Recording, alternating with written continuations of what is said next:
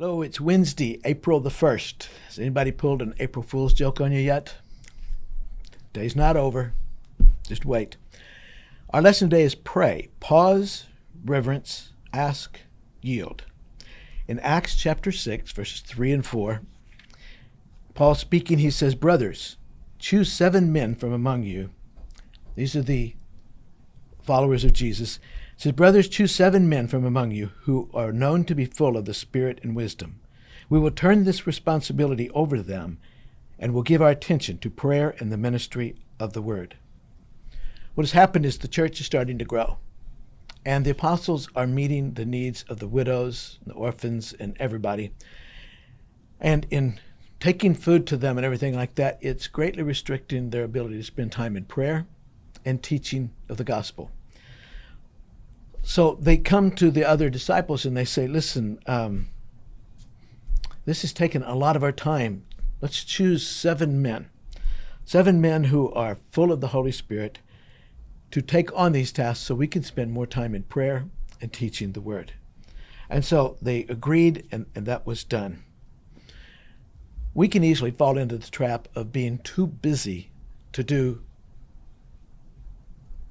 the best. We're doing good things, but sometimes the best, doing good is keeps us from doing the best. Do you spend time praying, talking to God each day? And I don't mean 5 seconds here or 5 seconds there. I mean spending time with God and then listening to him. Notice the apostles' desire to give their full attention to prayer and ministry of the word. This wasn't something that they were supposed to do and say, okay, so we can do this. They said, no, we need to pray. We need to spend time in sharing the gospel.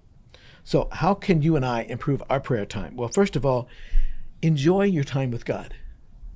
Don't make it a checking the box kind of thing. Okay, I spent time with God today. Check the box off.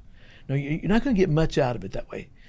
Do you know of somebody that you spend time with them and you really don't even have to say much, but you enjoy the time? I know my wife Rhoda, we'll go on some long trips sometimes, and we're in the car. And I'm driving and she's crocheting or just sitting there, and we just enjoy being alone. But she's always busy. Maybe so she's not looking out the windshield and seeing what's happening. I don't know. But we can enjoy time together, even without talking. Enjoy your time with God. Second thing, give God your full attention. Give God your full attention. Limit your distractions. Your phone, people, wandering thoughts. Get off, spend some time with God, just with God alone. And where you can talk to him and he can talk to you and you can hear him.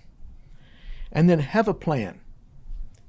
Not the same all the time, because that gets routine, but a Bible reading, a song, devotions, walk around, sit, kneel, mix up your posture, keep things fresh, try new things, have a plan to. And it doesn't mean, okay, this week I'm going to do this week. It means have something there, and then be honest and transparent with God. Sometimes we're afraid to let him know how we feel. He already knows. So let him just be transparent. Tell him, God, I'm just really hurt about this. I'm angry. I'm sad. God, help me. Help me to understand. Be transparent. And then give God time to talk. Sometimes we do all the talking. Sometimes we just need to listen.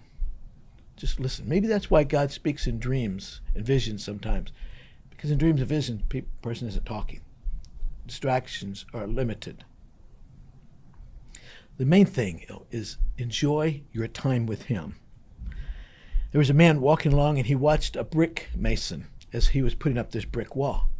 And he'd take his trowel and slap some mud on there, put the brick, dip his trowel in water, get some mud, slap it down, put the brick, put the trowel in the water.